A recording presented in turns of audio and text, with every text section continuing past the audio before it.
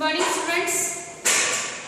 So today I will give fill in the blanks and the question answers.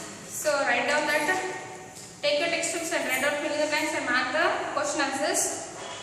So see, first one, fill in the blank. The 19th century is called as dash period. The 19th century is called as Indian Renaissance period. Indian Renaissance period. Next, second one, Raja Ram Mohan Roy started dash periodical. Samvada Kaumudi. Raja Ram Mohan Roy started Samvada Kaumudi periodical. Next, third one, the founder of Pratana Samaj is Atmaram Pandurang. Next, fourth, the Young Bengal movement was started by Henry Louis Vivian Desrosiers. Henry Louis Vivian Desrosiers. Next, fifth one, the Guru of Swami Vivekananda was dash Ramakrishna Paramahamsa. The Guru of Swami Vivekananda was Ramakrishna Paramahamsa. Next, last one, 36th one, the Anglo-Oriental College was established at Aligarh. Next, question answers. First one, what are the preachings of Brahmo Samaj? So here, preachings of Brahmo Samaj, page number 46. So you should write first heading.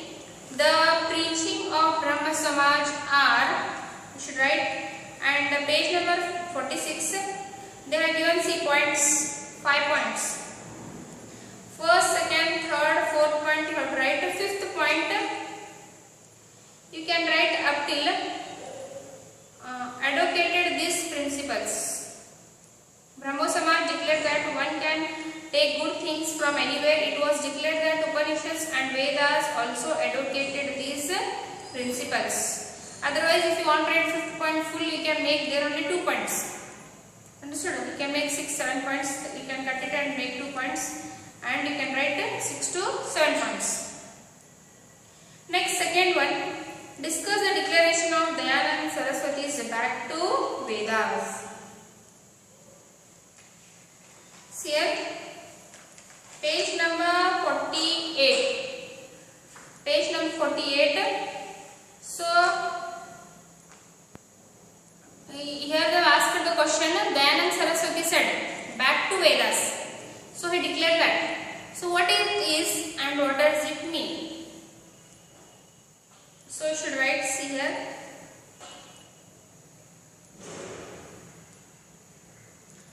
Page number 48. Page number 48, Arya Samaj is there, no? That second para is there, see. Second para, Dayananda Saraswati, it will start there.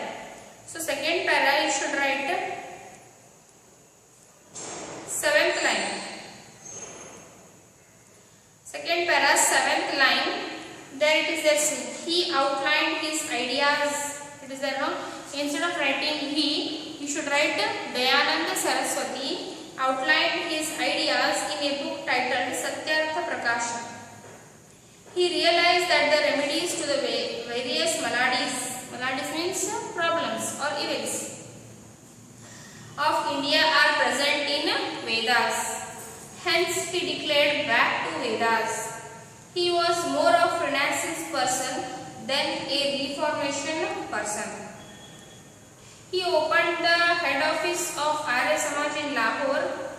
If you leave that one line, it's okay. That is, he opened the head office of Arya Samaj in Lahore in 1877. You leave that. Up till the Reformation person you write. Again, you should continue from the next line. That is, he declared that only Vedas are authentic. You don't write this in paragraph. You should write point wise. Make points and write.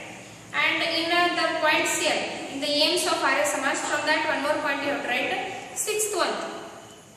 One should study Vedas and other ancient sacred texts and preach them. So much you have to write.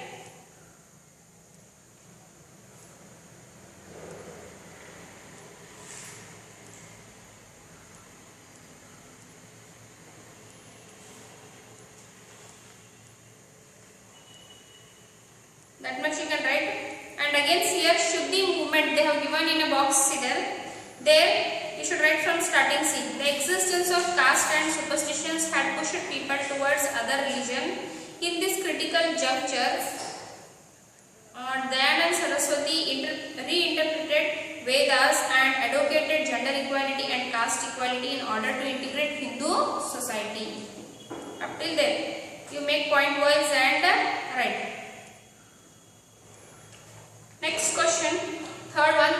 Discuss the reformation advocated by Satya Shodhak Samaj.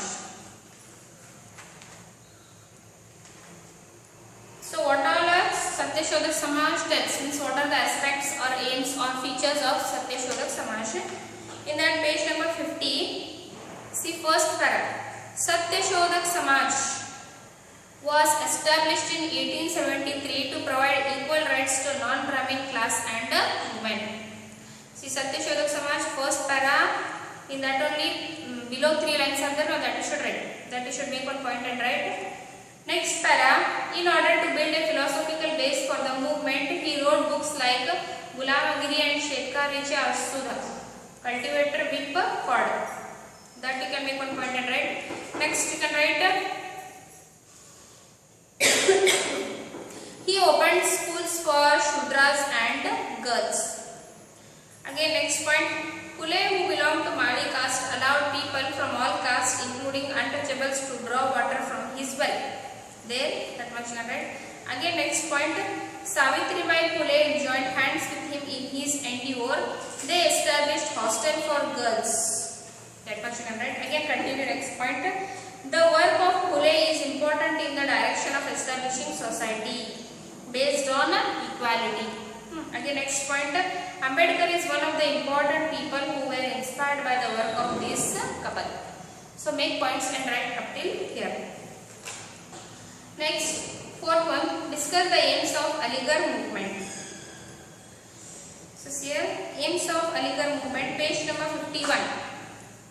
From page number 51, from starting first line only should write. He said one has to interpret one's religion. There it is there now. You can write, first you should put headings. The aims of Aligarh movement, where? Understood? The aims of Aligarh movement where? You can write, he said one has. Instead of writing he, you can write Sir Syed Ahmad Khan, because he only started that movement. So Sir Syed Ahmad Khan said one has to interpret one's religion according to the changing times. Otherwise, the religion becomes sluggish. Sir Ahmad Khan fought against traditions, superstitions, ignorance and irrationalities throughout his life. There in that much you can make 2 points and write. And next you should continue again. He said without an open mind any social and intellectual development is impossible. Up till there you should write. Up till impossible, there 2 to 3 points you can make. Again next line, below there only. He called for educating Muslim girls. He did not accept polygamy. All these aspects were part of his struggles.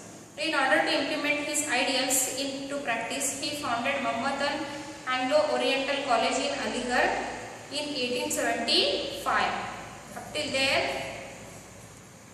And also see here, you can write there, and again you should write one more point. He utilized this institution to spread the Western scientific and cultural ideas. Up till cultural ideas you have to write, point wise you should write. Next, fifth one, explain the views of Ramakrishna Mission. So here fifth one, the Ramakrishna Mission, page number 51. The views of Ramakrishna Mission are, there you should write point wise again. So, Swami Vivekananda founded Ramakrishna Mission at Belur near Calcutta in 1897. Till there you have to write. Again in the next para, fifth line. Next para, fifth line, end of the line. See, one has to attain moksha through dhyana and bhakti, said Ramakrishna, and his life itself was an example of this model. He had believed that all religions advocate the same. He also believed that there were many ways of attaining moksha and the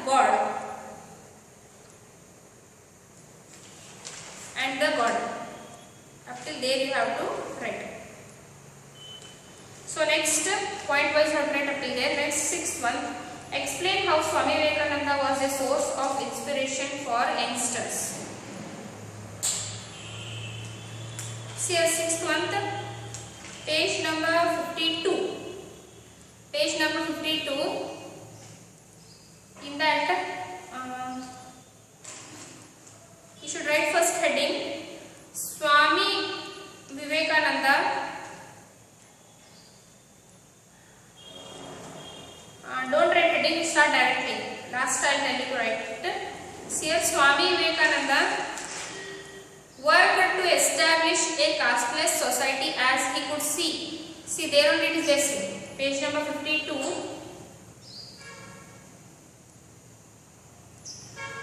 11th line. Page number 52. From first, if you see, it is 11th line, first para only. He worked, it is there, no? Instead of writing he, you should write Swami Vivekananda worked to establish a casteless society as he could see that the society was deeply involved in caste-based discrimination. He also noticed exploitation, poverty, illiteracy and divisions among the Indians.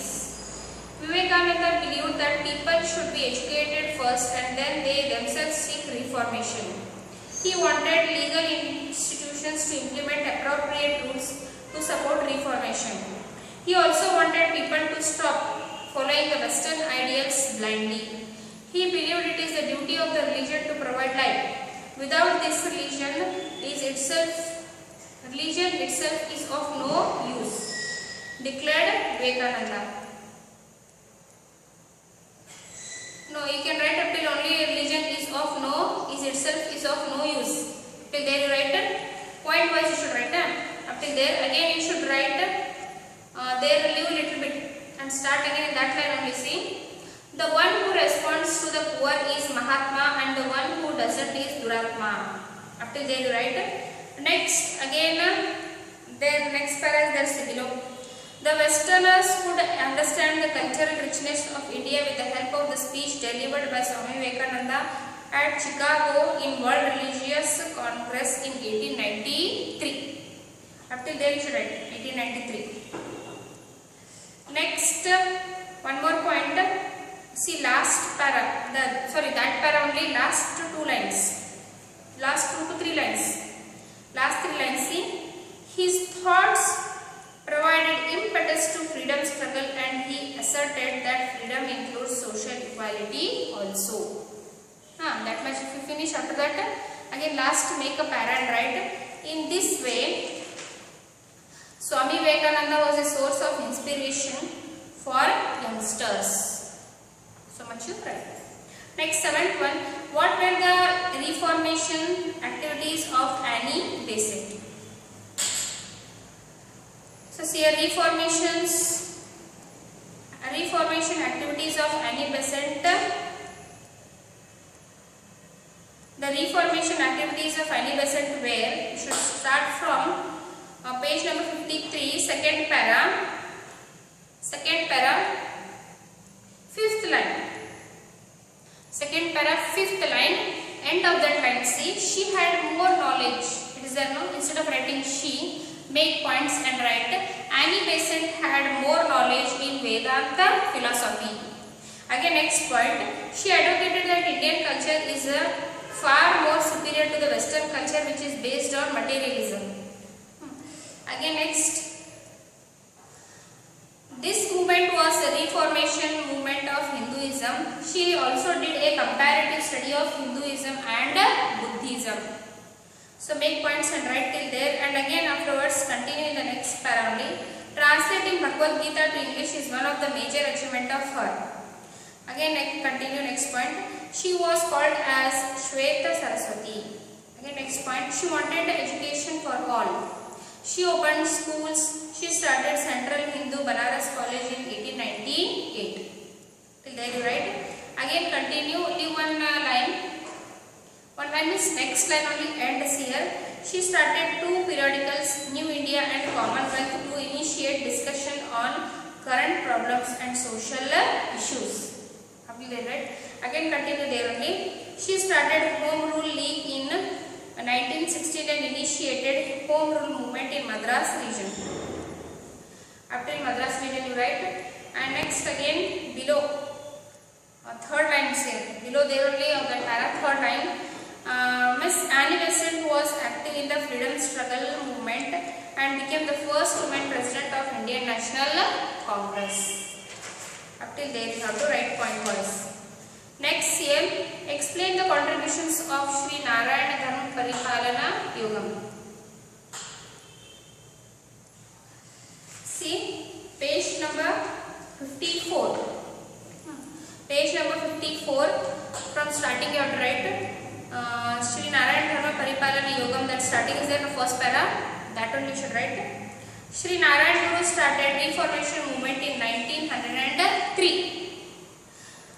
This was started in Ilugu of Kerala.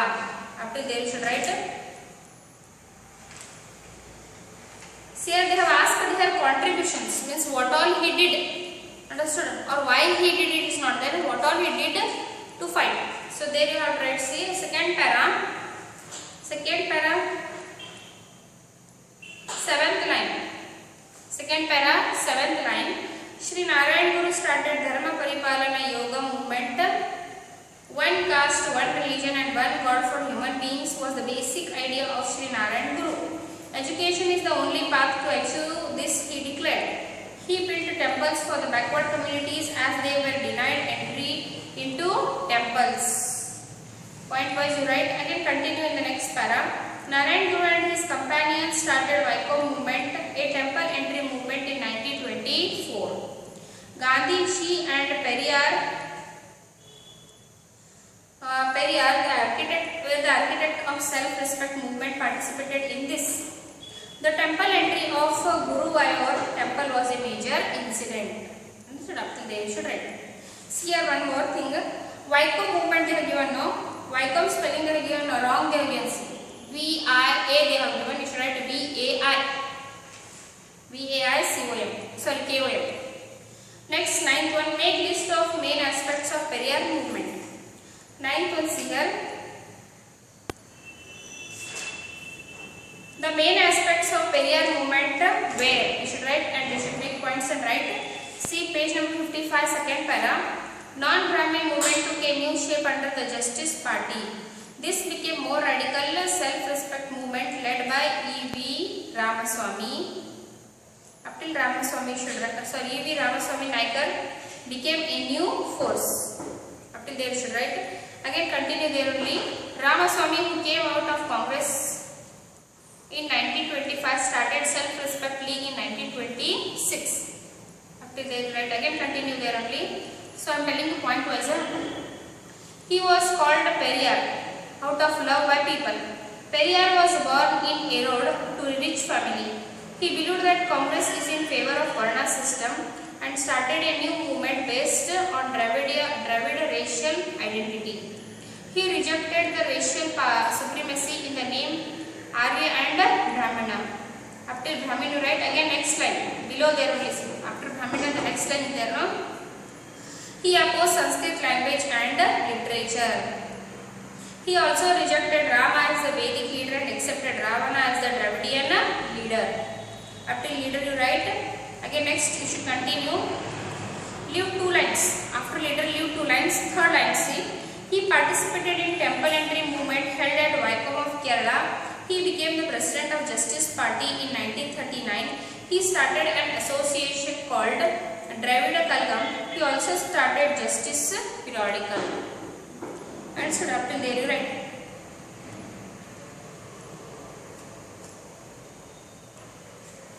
Up till Justice periodical you write. So much is enough. So by this chapter is finished. And next today we shall start new chapter, that is first war of Indian independence. Understood? So this chapter is very interesting and also you might be knowing something about it. So we shall start. See here. This chapter is important regarding your exams. See here main reasons are there. Why first war of Indian independence took place. The reasons. Next the effects. And why did it fail. So here these 3 aspects are their main things where they ask a question. They might ask 1 mark question, they might ask 4 marks, 3 marks and all. So see here, This war took place in 1857. So there were many reasons. So already now we have studied in previous chapter, due to introduction of doctrine of lapse and all, there were many problems, and there in different regions many people fought with Britishers for their own things. When the Britishers made problem to them, at that time only they fought. But there was no unity among the Indians to fight against the British. So here, I'll start here. In order to extend their rule over India, the British brought in policies of subsidiary alliance and doctrine of lapse. As a result, numerous states became part of the British Empire. This made many Indians unhappy. People were also upset with the administration of the British. This unhappiness erupted in the form of a major protest against the British in 1857. Many of the Indian historians term this as first Indian freedom struggle, but the English historians term it as the Sepoy Mutiny. So already you have studied subsidiary alliance and the doctrine of lapse. What it is? So according to subsidiary alliance, there were the king had to agree. If he agrees to the subsidiary alliance, whatever they would tell, means there were conditions of subsidiary alliance. You have studied in the earlier chapters that the king had to agree. When he would agree, at that time what will happen? The king would be the puppet in the hands of the British. And next, doctrine of lapse. Due to introduction of doctrine of lapse, what happened? The people, means the king, if he did not have his natural son, the whole kingdom went to the Britishers. And also by the new administration of the British, the people of the India were unhappy. The Indians were unhappy by the new administration of the British. So somehow they wanted to throw the Britishers out of our country. So this first war of Indian independence, it took almost in many regions of India. Understood? So many people, many Indians, they fought against the British, so it is termed as first war of Indian independence.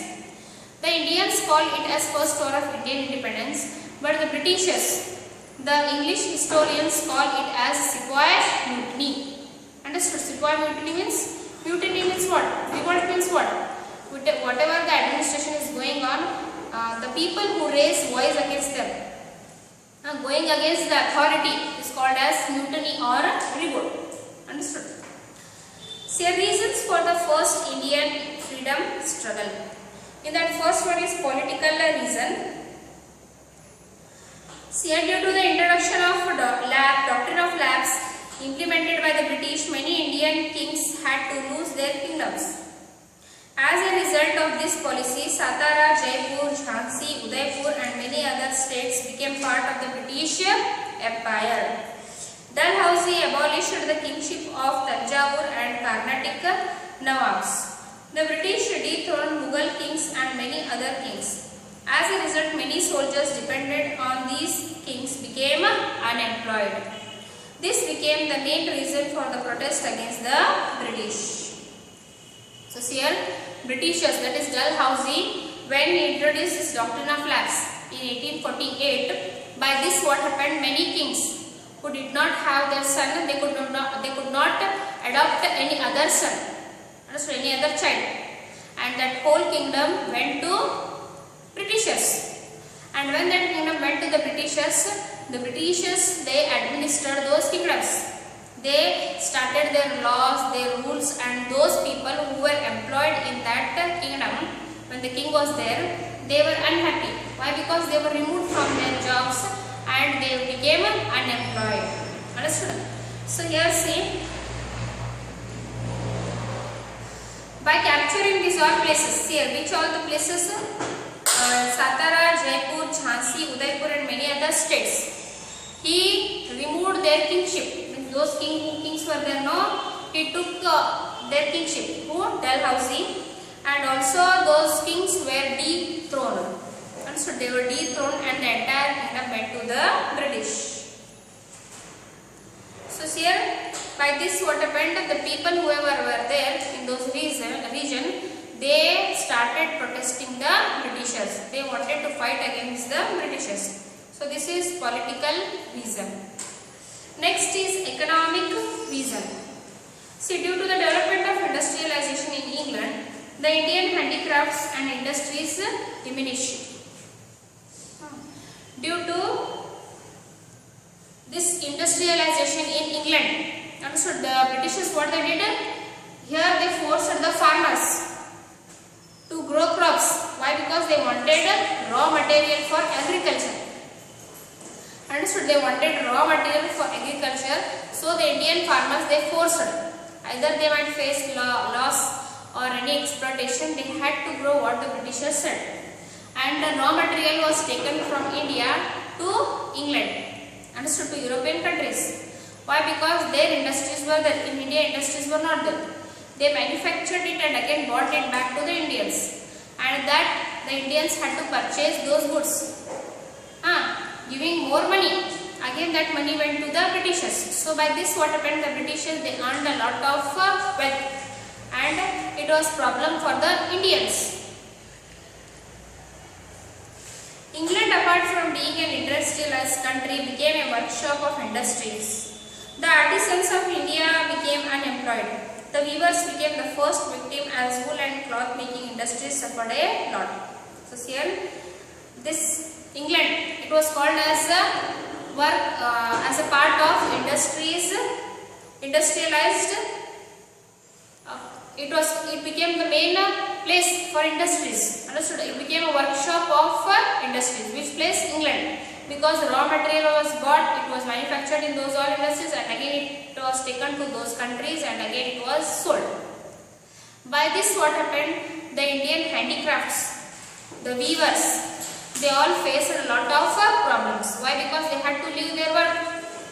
By doing that work, they earned money and they used to feed themselves. But due to this industrialization, what happened? The people, they did not stop purchasing this all, and they bought or they purchased the things which were manufactured in industries. So the artisans, the handicraft people, they had to face a lot of problems. The weavers, understood? The wool which was got from the ships and all, they weaved it and they sold. Especially the weavers, they also faced a lot of problems. The Indian handicrafts became financially pathetic. The British levied high customs on Indian goods entering the market of England. Due to zamindari system, the farmers were exploited by zamindars. So here the Indian handicrafts means the Indians condition, how it became pathetic. Pathetic means very pitiful. If anybody could see, they could get a sympathy. By that way the condition of the Indians, handicrafts, weavers, spinners and all it was. And also the Britishers, what they did, they levied heavy taxes on the goods which came to India. They were manufactured in England. When they came back to India, a lot of taxes they put on those goods. And also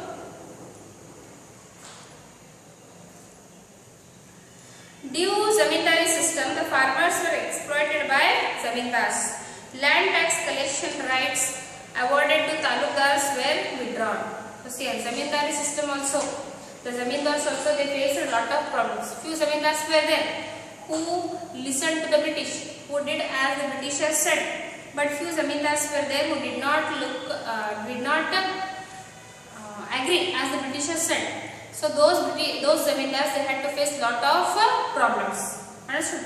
So the Britishers, they gave rights to the talukdars to collect the tax, and later on they took that power from the talukdars. By forming Inam commissions, Inam lands were also withdrawn. As a result, the farmers had to undergo a lot of economic hardships and felt insulted. Hence, the farmers also protested all these. So, see, an Inam commission was started. According to this Inam commission, whatever the lands were given by the Britishers to the farmers or zamindars, they were taken again back under this Inam commission. By this, what happened again? The farmers, the zamindars, they had to face lot of problems. They had to go through a lot of hardships. And in this way, the farmers also, they started protesting against the British. So here first one is political reason in that doctrine of lapse. Second is economic reason. In that industries, Inam Commission, Talukdars, they had to give off what all taxes they get and all. So next, third one is administrative reason. The British brought in many civil and criminal laws into effect, but in the implementation there were a lot of partiality. Laws applied to Indians in a different manner. English became the language of the court. The English judges gave judgments in the favor of the English people. English people did not like the new laws. So here, the administrative reason. In administrative reason, the British, they introduced many civil and criminal laws. So by introduction of these new civil and criminal laws, what happened?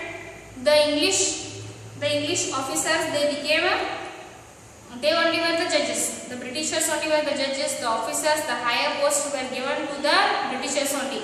The Indians, they were given only the lower jobs. And also here, the judges, they gave the whatever the judgment was there, they gave in the favor of the Britishers. And the language whichever was spoken in the court was English. And that English was not at all understood by the Indians. So whatever punishment they gave, the Indians had to suffer. They had to agree that punishment, and they suffered a lot. By this, what happened? Many Indians understood. They did not like this criminal and civil laws of the British, and they were against the British. So this was the administrative reason for the first war of Indian independence. Next, military reasons. The situation of Indian soldiers in the British army was very pathetic. Understood? How the condition of the Indian soldiers was? It was pathetic. Pathetic means very sympathy. They did not have the status, salary and promotion prospectus that of the British soldiers. The pressure put on Indian soldiers for overseas work triggered resentment among them due to their religious beliefs. So here, the Britishers, what they did? They did not give any facilities to the Indian soldiers. Either it might be promotion, salary and status. That was given only to the British soldiers, not to the Indian soldiers. They had to be as a soldier only. And also, one thing was there, which was a religious belief among the Indian soldiers. If the Indians, they would go overseas, means if they would cross the oceans or sea and they would go to the other country as a British soldier, when they used to go to the other country, what would happen? It would be against their religion. This kind of belief was there in the Hinduism. Understood? So when the Britishers, they forced these Indian soldiers to go and work in other countries, they had to cross the seas and oceans, and they had to go to other countries. By this, what happened? Their religious sentiments were affected. So this became a religious reason also, and also military reason. Next, beginning of the mutiny and its spread. The Indian soldiers who were present in large number in the British army believed that they can drive away the British if all of them became united. In India, in this situation, the British started providing Royal Enfield guns, a type of new and improved guns. A rumor spread that the bullets of these guns were simmered in the fat of pig and cow. The cow was sacred for Hindus, and the pigs were prohibited for Muslims. This became the immediate cause for the mutiny. Understood? So see here, the Britishers, the beginning of the mutiny and its spread. The main reason, understood? The main reason why this mutiny or this revolt, that is the first war of Indian independence, started. Understood? It was the sepoys. Sepoys means the soldiers who started it for first time. Why they started it? Because the Britishers, they introduced new bullets, understood? New ammunitions. It was called as, the guns were there, it was called as Royal Enfield guns. Understood? So when these guns they introduced, for that they spread a rumor. Rumor means it might be a wrong thing, understood, a lie thing.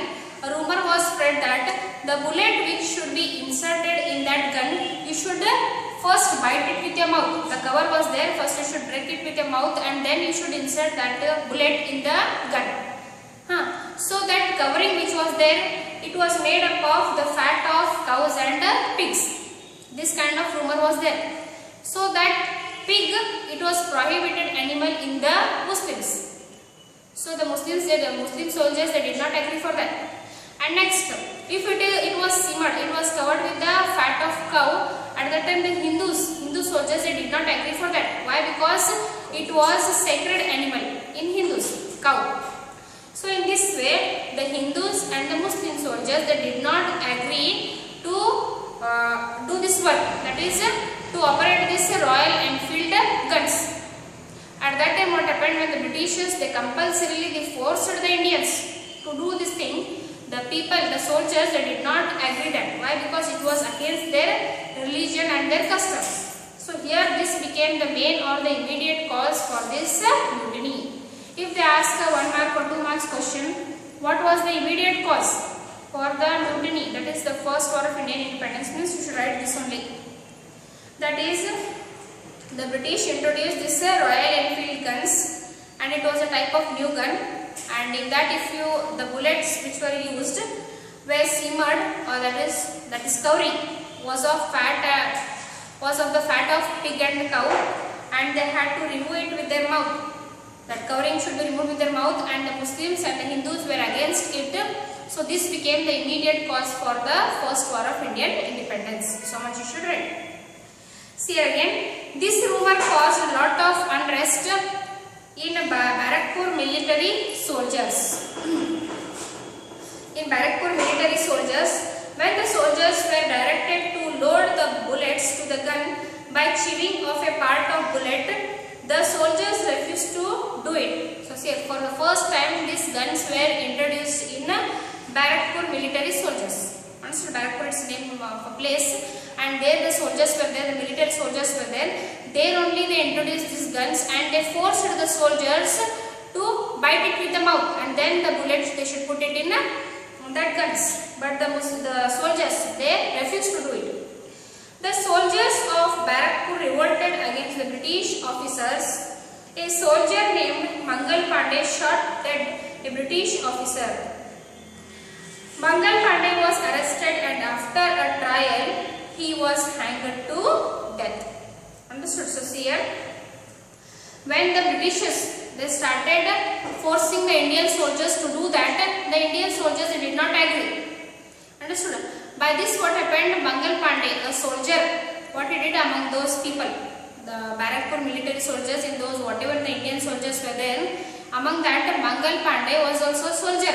What he did, the officer who was ordering them to use that guns, those bullets, he killed that officer by shooting.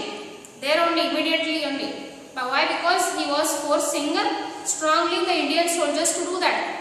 But instead of doing that, he killed that British officer, and there what happened, Mangal Pandey later on he was arrested and put and after trial means he was put in prison, and later on he was hanged to death. Understood? So this was the immediate cause for the Sepoy mutiny, or for the first war of Indian independence. Later on, see here, this mutiny, it was spread throughout India, and many Indians became aware of this and they joined in this first war of Indian independence. But due to the effort of many people, still it failed. Why? Because many Indians were not united. It was not spread throughout India. So many reasons are there. I shall explain it in next class. So thank you, students.